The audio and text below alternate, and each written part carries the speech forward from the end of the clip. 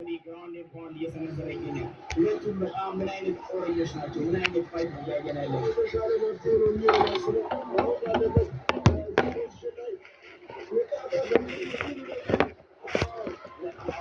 አሁን እየሰራ እሱ ነገር ያለው ሮቤል ዲፌንድ ማድረግ አለበት። ካልሆነ ፋይቱ በቅርቡ ሊጠናቀቅ ይችላል ማለት ነው። ሁሉም ተጠቅሞ መግባት አለበት። ሮቤል ማስነሳት አለበት ወይም ማራቅ አለበት። ማለት ከሆነ እነዚህ የገብ ምቶችን እየመጣ ከሆነ አሁን ዳኛው ሊያስቀር ይችላል።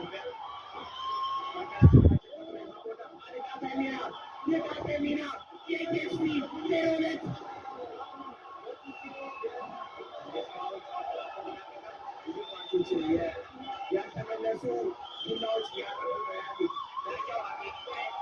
ወይ ምናልባት በየአንዱ ችግር ስላልሆነ ብዙ ዱላዎች ላይ ተሰነዘሩ ያሉት ኢፌክቲቭ የሆኑ አይደለም። ሮቤል ጊቫፕ እያደረገ አይደለም።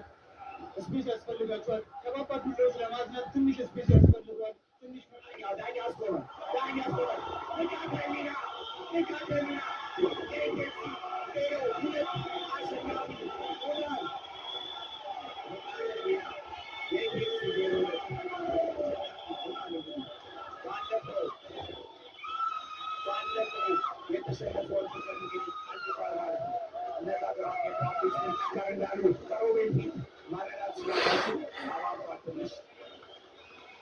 በጣም ተዳክሞ ነበር። ንቃተ ህሊና ያለውን ኢነርጂ በሙሉ አውጥቶ ነው እንግዲህ ለዚህ ፋይት ያወጣው ማለት ነው። እነዛ ግራውንድ ፖይንት ባይታዩ ራሱ በጣም ንቃተ ህሊና ትንሽ በጣም የደከመው ይመስላል። ንቃተ ህሊና በአሁኑ ሰዓት ደክሞታል።